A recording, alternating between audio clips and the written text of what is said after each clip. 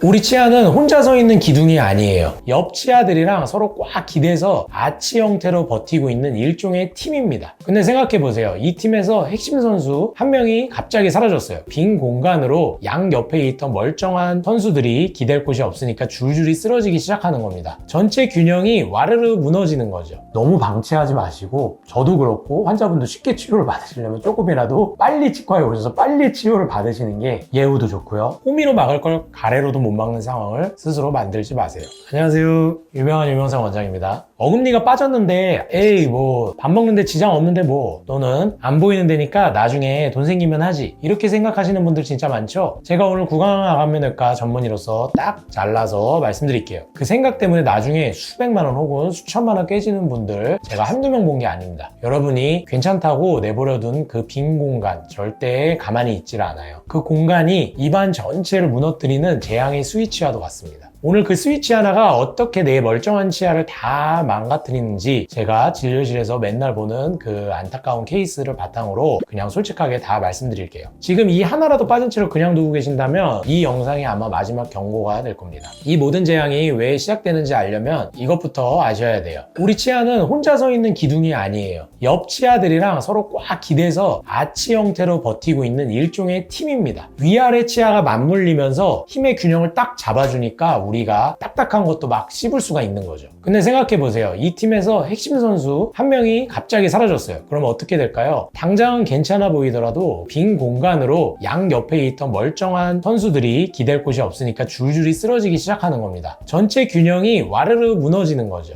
여러분이 방치한 그 치아 하나가 바로 이 모든 붕괴를 시작하는 첫 번째 도미노인 셈입니다. 그렇다면 이런 공간을 그대로 방치하면 어떤 상황들이 생길까요? 첫 번째는요, 주변 멀쩡한 치아들이 같이 망가지는 거예요. 빈 공간이 생기면 우리 치아들은 본능적으로 그 공간을 메우려고 움직여요. 옆에 있던 애들은 빈 쪽으로 쓰러지고 맞은편에 있던 짝꿍 치아는 내 친구 어디 갔지? 하면서 빈 공간으로 쭉 내려오거나 솟아올라요. 이게 왜 재앙이냐면 나중에 돈 모아서 임플란트 하려고 딱 치과에 갔는데 의사가 이러는 거예요.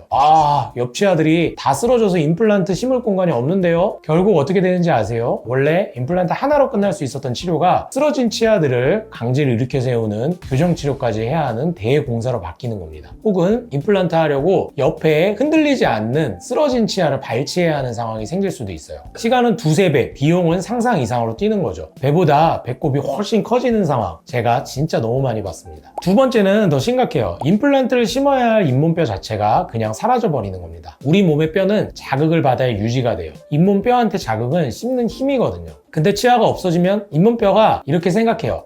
여기는 이제 쓸모가 없구나. 그러면서 스스로 녹아서 흡수돼 버려요. 방치한 시간이 길어질수록 뼈는 계속 아주 빠르게 사라져서 나중엔 얇은 종이처럼 변합니다. 그 결과 뒤늦게 임플란트를 심으려 해도 정작 심을 뼈가 없어요. 그럼 또 비용을 들여서 뼈이식 수술이라는 큰 산을 먼저 넘어야 합니다. 이거 정말 크고 힘든 수술이에요. 환자분 고통도 크고요. 이것도 마찬가지. 제때 치료했으면 겪지 않아도 될 고생인 거죠. 마지막 최악의 상황은 입안에서 끝나질 않아요. 얼굴이 변하고 뇌의 기능까지 영향을 줍니다. 어금니가 하나 빠지면 100이면 100 반대편으로만 씹게 돼요. 이게 1년, 2년 지속되면 한쪽 턱 근육으로만 비정상적으로 발달해서 얼굴이 비대칭이 됩니다. 거울 보면 내 얼굴이 틀어져 있는 거예요. 턱관절에서 소리 나고 아픈 건 기본 옵션이고요. 근데 진짜 무서운 건 이겁니다. 최근 연구들을 보면 씹는 활동이 뇌 혈류량과 직결된다는 결과가 계속 나와요. 씹는 기능이 떨어지면 뇌로 가는 자극이 줄고 이게 장기적으로는 인지 기능 저하, 심지어 치매 위험까지 높일 수 있다는 거죠. 빠진 치아 하나가 내 건강 전체를 위협할 수 있다는 얘기입니다.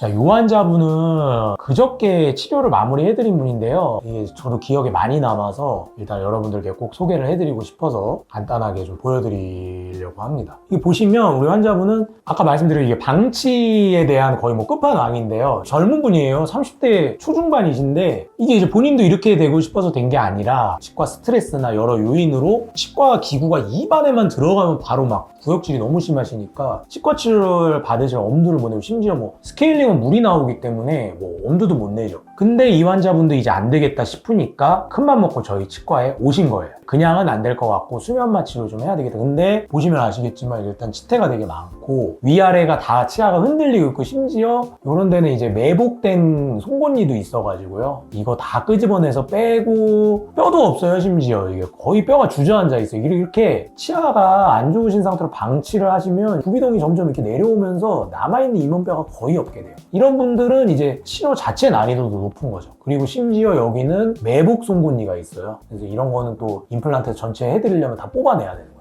그래서 일단은 이분은 수면 마취가 유일한 방법이었습니다. 그래서 수면 마취를 최대한 깊게 해가지고 모든 치아를 정리해드리고 임플란트까지 일단 어떻게든 해서 성공을 해드렸어요. 이 부분은 이제 신경이 가까워가지고 위험해서 좀 기다렸다 하기로 했고, 아래는 임시치아까지 바로 다 만들어드렸고요. 그리고 위에는 일단 발치만 했습니다. 뼈가 너무 없어서요. 사랑니 주변에 과잉치도 있어서 빼드렸고 매복 송곳니도 다 빼드렸죠. 그래서 결국에는 임플란트를 위아래 심어드리고, 이 부분은 이제 뼈가 없어서 부비동에 뼈 이식만 좀 해놨습니다. 일단 이 상태로 너무 오래 계시면 힘드니까 먼저 부분적으로 완성을 해드렸어요. 거의 이제 그래도 처음에와 비교하면 정말 놀라운 수준이죠.